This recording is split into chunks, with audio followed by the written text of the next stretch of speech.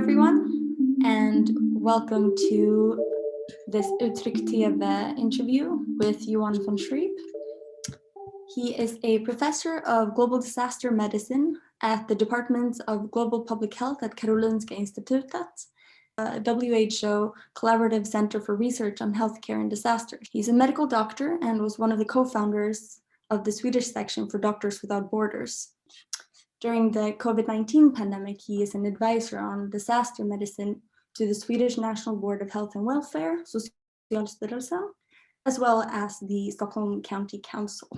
So, welcome, Johan. We are very happy to have you here. Thank you. Let's see. Our first question that we are thinking to ask regards the recent restrictions on vaccine being exported out of the EU. The Swedish Prime Minister Stefan Löfven recently endorsed this. We're wondering what your thoughts are on the EU trying to stop vaccines leaving the EU to other countries. Of course, this is a challenge for politicians that are elected in their home country, so to say. So for a prime minister in Sweden, I think his first duties and accountabilities is towards his own population. So I guess I can understand that. But on the other hand, I think we need to look on this crisis, this pandemic, as a global health security problem that needs to have a global solution.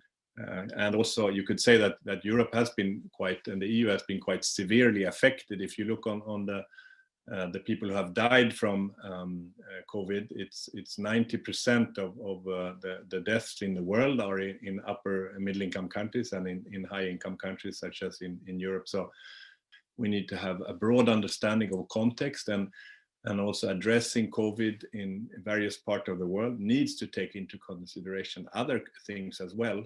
So, short answer to your question is from a moral or individual point of view, I think we should have much more of a global solidarity. But on the other hand, the accountabilities for a prime minister is probably with his own population. But we need better, global governance structures to deal with this type of crisis. Thank you. Yes, because there's been I feel like that's been a contested issue, the matter of solidarity globally, or the focus on each country takes care of itself, when there's such a big gap between the health infrastructure in richer countries and lower income countries. Do you feel that richer countries then have a moral obligation to assist lower income countries in terms of health and vaccines? I think, again, the risk of this becoming a one disease problem and a costly one, focusing on one condition. And we must remember COVID-19 in low-income countries, it is not a main problem.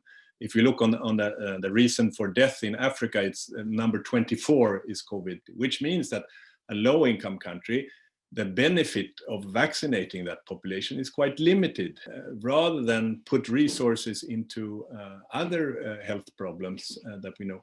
And we must remember that the difference between the poorest country and the richest country in the world in the terms of putting money on healthcare is a difference of 675 times. So here we must be very careful of how we use scarce resources, particularly in low-income countries where so little money is available in the public system. But let's take this opportunity and redistribute the money and support the health system in low-income settings to make sure that they can manage all the different conditions. Okay. Well, speaking of different approaches in different countries, Sweden's approach has been a bit contested in terms of the social aspect, the health aspect, the cultural aspects. And there's been a lot of talk about the importance of trust in a community, the importance of solidarity. I'm wondering, what is your professional and personal opinion on the way that Sweden has handled the pandemic?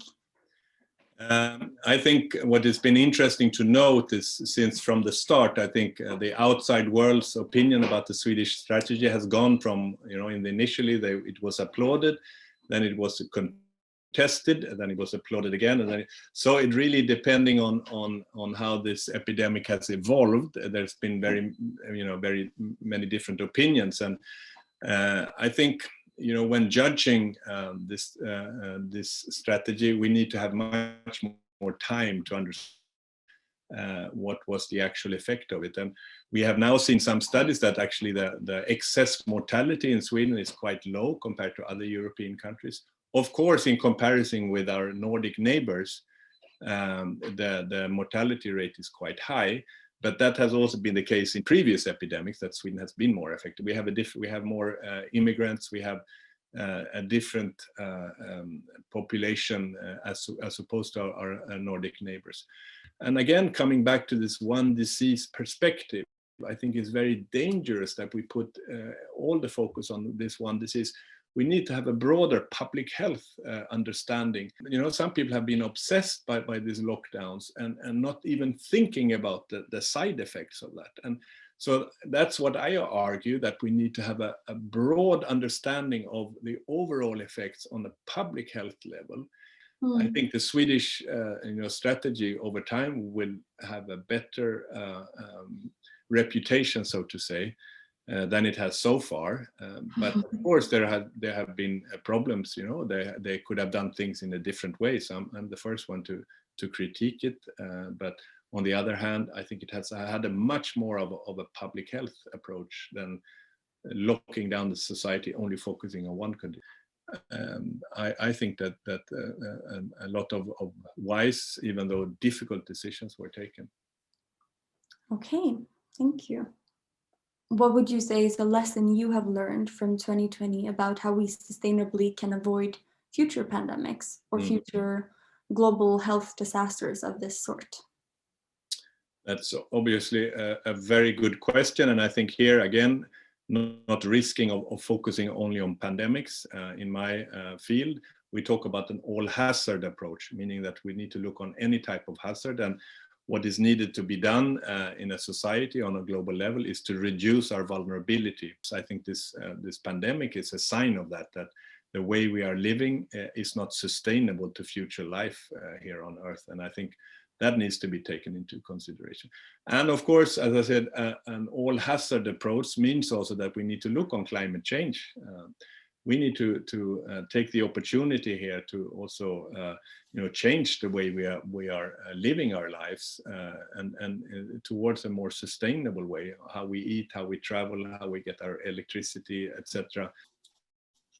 Okay, very interesting lessons. Thank you for answering our questions. We are very pleased that we're able to have an interview with you. Please take care, and thank you so much for this interview. Thank you very much.